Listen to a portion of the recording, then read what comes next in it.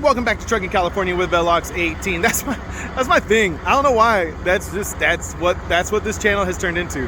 I just keep doing the same things over and over again. Certain things just become a routine, like me going, hey, and I don't even know why it is. Was that a Fonzie thing? Hey, I don't know.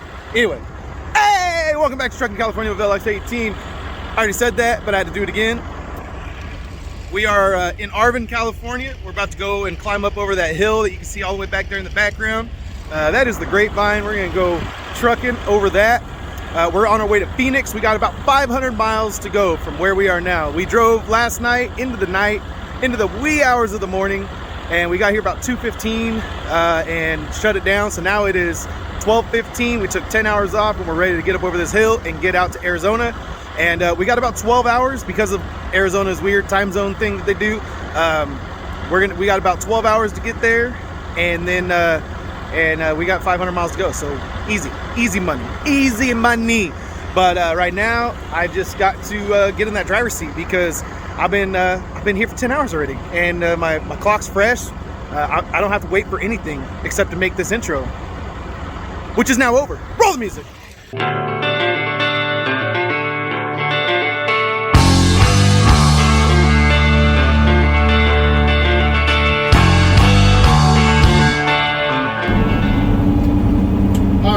We are just getting on our way, and you can see that Grapevine up in front of us, the hill.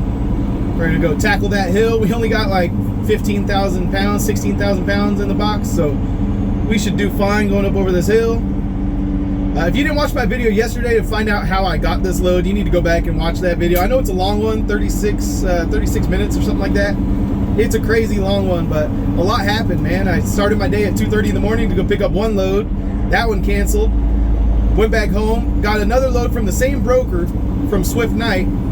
Went to go pick it up, and they said someone else has already picked up that load. So I said, all right. So while I was there, called the broker, and he's like, man, I don't know what's going on. So he gave me two Tonu's, truck order not used, which basically just no loads. That's what we used to call them in Sulphur, no loads. And so I got $300 for each of those. And then he said, and I do have another load, I mean, if you want it. I think he knew I was kind of frustrated at that point. And I'm like, yeah, man, give it to me. So anyway, so that's how I ended up with this load, which goes out to Arizona. I did have to cancel some other loads I had planned from Southern California and Northern California, but you know, it's not terrible. We're still looking good. I'm looking at the load board to come out in Nogales on Thursday, so we'll see what happens with that. But anyway, let's get up over this hill, and I'll check in with you guys a little bit later on.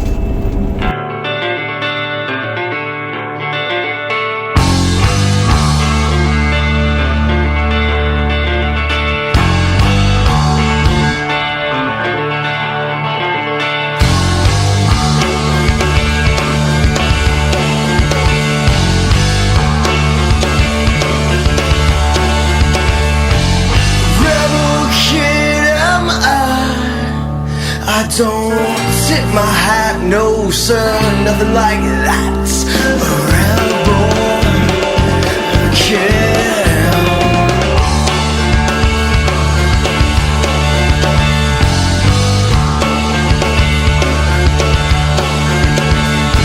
Something to say tonight, I got my mind made up, yeah, I'll tell you straight up, around boy.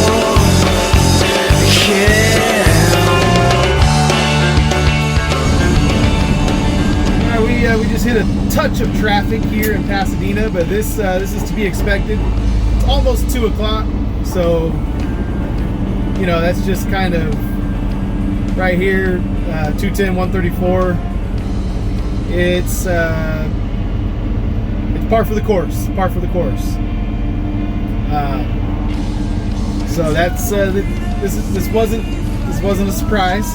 This is how this interchange always is, and we'll get through it and we'll keep on chugging. We may hit a little bit of slowdown in a couple other spots, just because we are hitting afternoon time, and you know, people are going to be leaving work and school here in the next hour.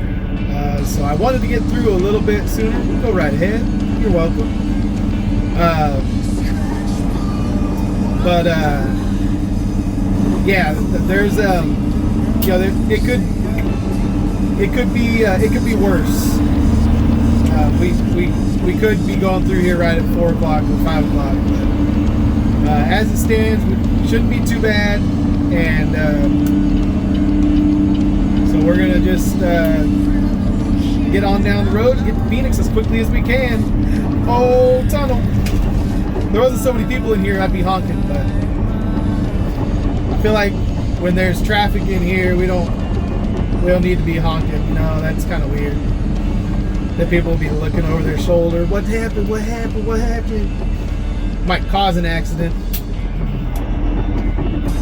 But my inclination is to honk in tunnels. That's my tradition, man. Started when I was a kid, going through the Gaviota tunnel on the 101. Anytime my family would go on a trip, we'd always come back from Southern California through that tunnel on the 101 right there in Gaviota. And we'd always honk, man. I don't know. Ask my dad why he did it. I don't know why he did it.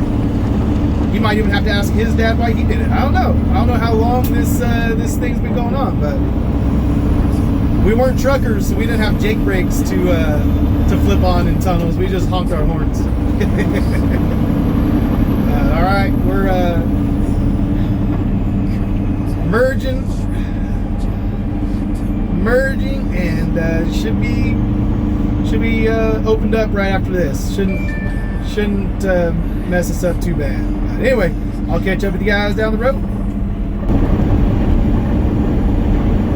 All right, we are coming down into Palm Springs right now.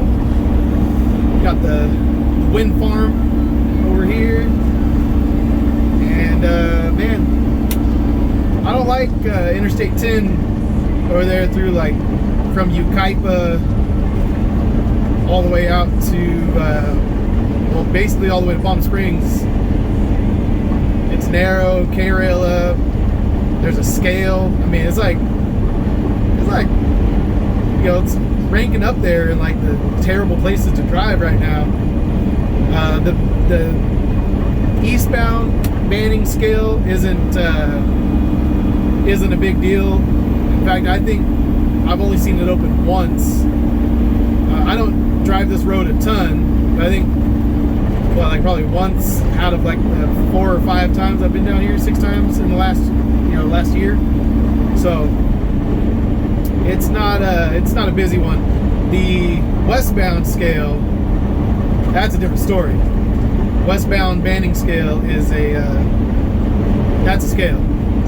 That one will ruin your day. Okay, we're gonna keep on trucking along. I'll catch up with you guys in a little while.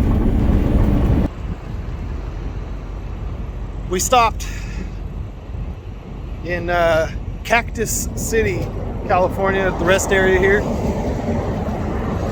I guess that's an appropriate name. In the middle of the desert. But just got up out of that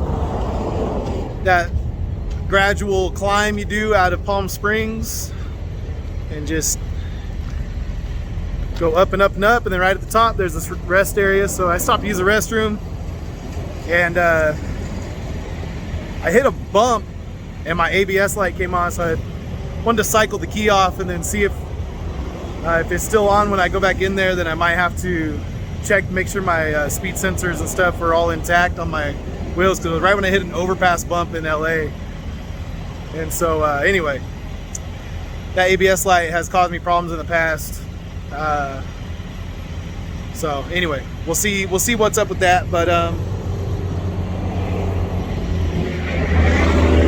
hey, that Volvo sounds beefy. All right, I'm gonna check this out. Well, let's just cycle the key and see what happens. All right, let's see if those lights pop back up, or if it was just like a thing where it jiggled. The trailer ABS light comes on and off on this thing.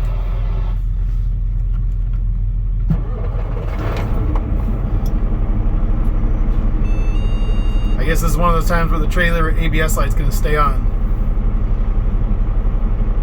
I'd say it's on about 50% of the time. It's on, and then it'll pop off for a good little while, and it'll pop back on for a little while, and then pop back on. So I guess we're in a cycle where it's on. But those other, I mean, it was like my traction control light, my ABS light, and something else all came on at the same time. So they just kind of were like giving me a little, hey, what the heck just happened? Don't hit that bump that fast. All right, we're good. Let's get to trucking. Crossing over into Arizona. Come on. There's a Flying J right here. I was thinking about stopping at, but I don't know. We'll see. We'll see. Just for a little bit. Stop in for a little bit. I guess I gotta make that decision right now. I don't know, it looks kind of packed in there. Yeah. We're gonna roll on.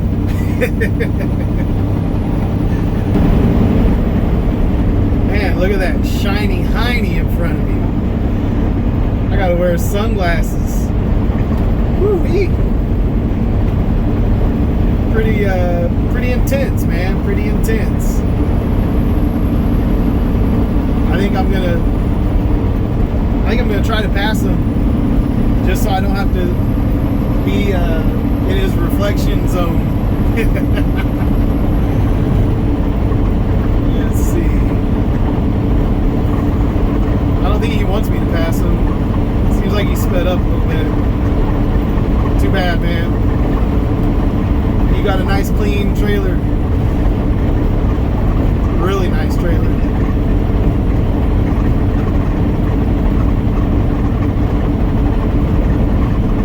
Alright, we got in front of him. Alright. Now I can take my sunglasses off. Because I mean, it's like the sun's going down behind us. It's kind of a little bit dark in front. It's not dark in front of us, but you know, it's not super bright out where I need my shades. But when I was behind him, I needed my shades. I needed my shades. Like I needed a tinted windshield and my sunglasses on when that guy was in front of me. That was brightness. That was like the Shekinah glory right there. That's what that was like. Just blinding. All right, we're gonna keep on getting down the road. I think I'm gonna stop at the TA.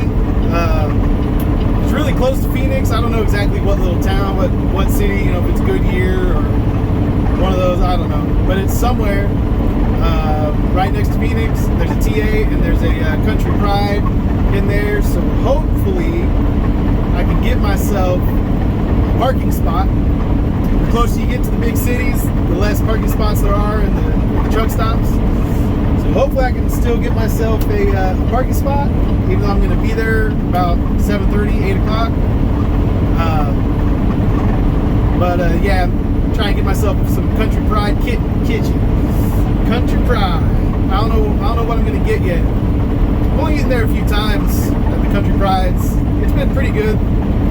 I think the one out in South Carolina that me and Miles had was probably the worst one we ever had. But then again, that one might not have been Country Pride. I don't remember.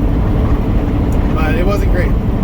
But anyway, we're going to keep on trucking and get ourselves over there to Country Pride, to the TA. Let's go.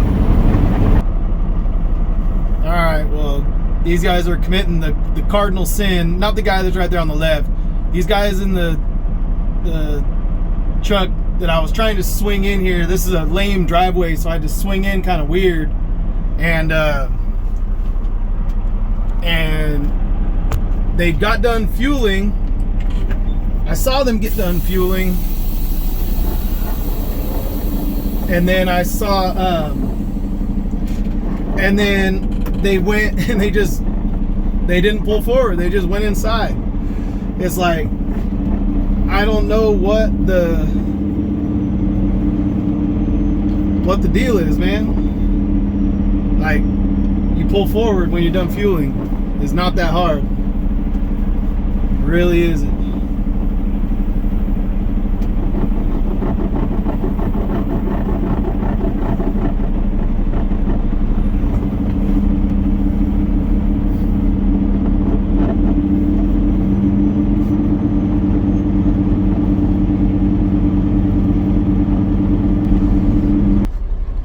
All right, so I got over here.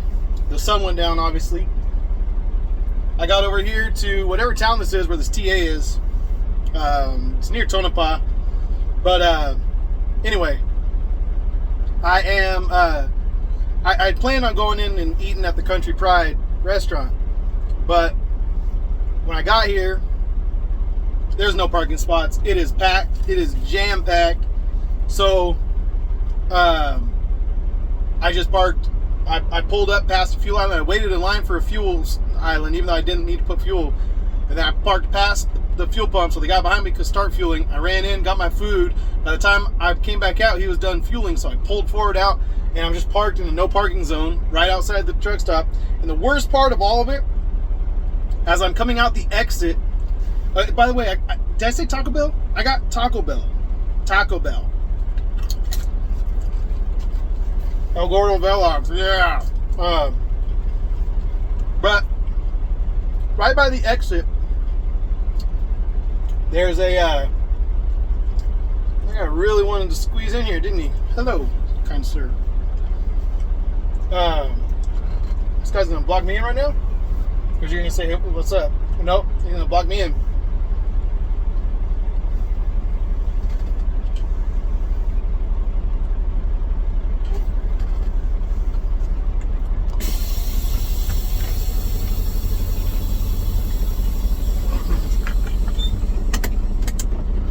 I'm gonna move for this guy.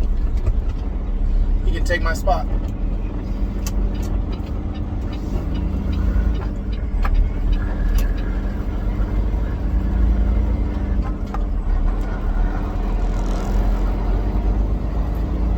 So I know you can't see it, but this place is a zoo, a big zoo.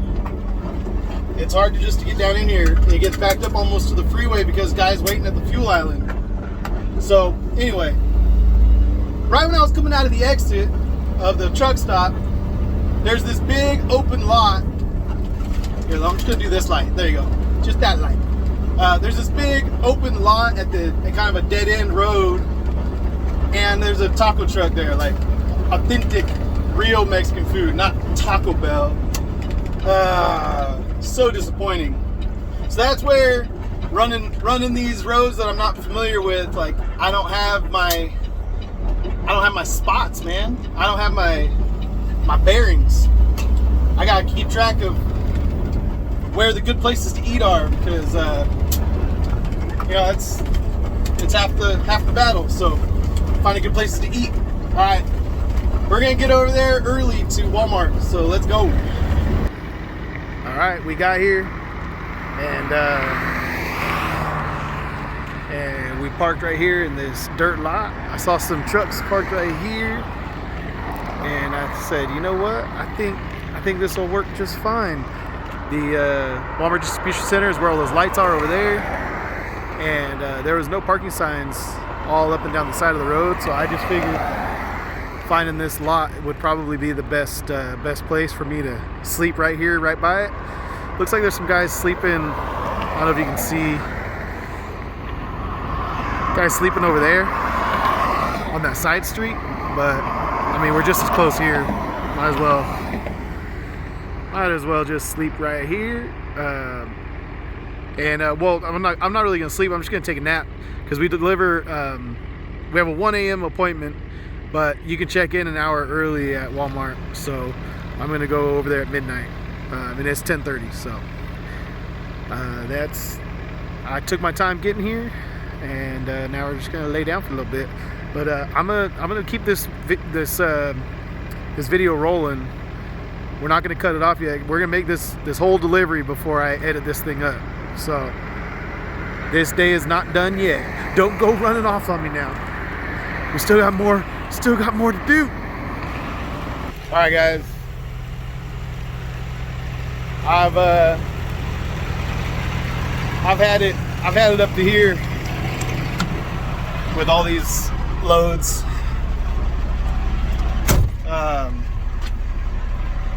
This load was scheduled as a drop trailer, and I said, all right. I said, well, when, you know, he's like, yes, you're gonna have to go and get you're gonna have to go and get it rescheduled as a live unload. So call your broker and have them rescheduled as a live unload. And I said, okay, well, I mean, how long does it take for the drop trailer? Like, can I just drop my trailer? Like, at this point, that seems quicker than trying to reschedule a live unload. And he's like, well, that's the thing, is we only do it with their trailers. They're like certain vendors' trailers. So your trailer, we couldn't let you do a drop trailer anyway. So it's midnight on the 14th. Just turned April 14. So I'm gonna go over here, flip around, and leave out the way I came, and I guess go to sleep, because I know night. I mean, I'll call them and let them know what happened, but I mean, it says right on my rate confirmation, live unload. So yeah, I've been running into a lot of problems lately, man. And you know, I swore off Night Swift because I was having a hard time with communication with the brokerage, trying to get lumper fees and that kind of thing. But my guy over there has been easier to get a hold of lately, and more communicative. So I decided, you know what? The first one yesterday wasn't their fault, right? It wasn't their fault. That was the shipper's fault. The second one was totally their fault. But hey, mistakes happen. No biggie. No biggie. But yeah, this one, this has got to be the final straw, man. This has got to be it. So anyway, I'll call them, and we'll see what they want to do, how long I'll be stuck over here, and you know, this is more of that same stuff, man. More of the same stuff that you know, we've all been dealing with if we've been in trucking, and it just seems like when it gets to be a little bit slower for trucking, then they just take advantage of trucks.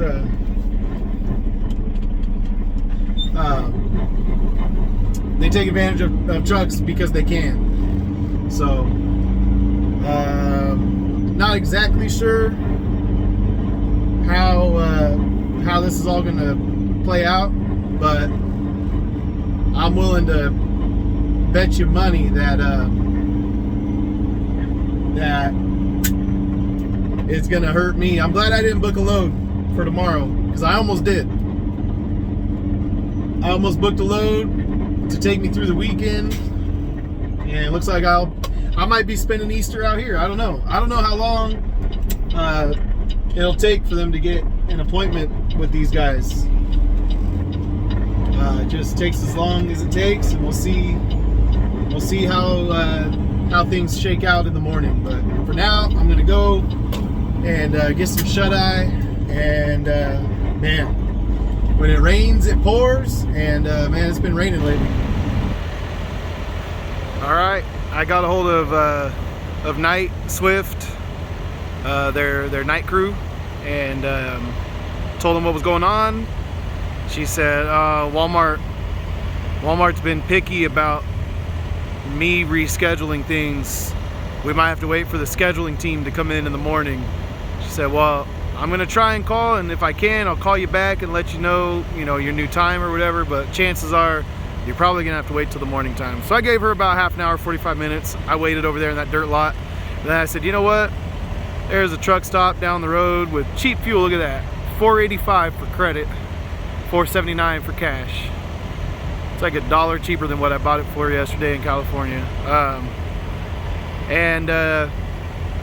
And so I said, you know, it's only 15 miles down the road. We're gonna come over here. There's showers here, because basically I'm just predicting the worst case scenario that I'm gonna get stuck over here for a while. Now, this is Swift's backyard. You know, they're from Arizona, Phoenix, I think Phoenix. But so maybe if it's gonna be a couple days, they'll be cool and they'll cross dock me and put it on one of their trailers and let it sit, you know, while they wait to deliver it or whatever. I don't know, but I don't know any of that until tomorrow. So I'm just predicting that I'm going to be here a little while, and then I got to get some sleep and take a shower and try not to look like or smell like or sound like a slob. And being here at this express fuel stop, which is in the pilot network, the 19 fuel network. So it's cheap fuel. I'll put some fuel in before I leave tomorrow, if I leave tomorrow. And we'll go from there. But this is where we're gonna cut the video off. So I love you guys, peace out, see you on the conclusion of this load, if that ever happens.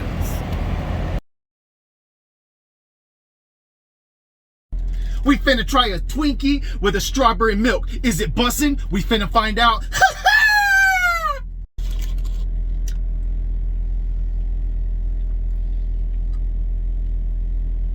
So bussin'.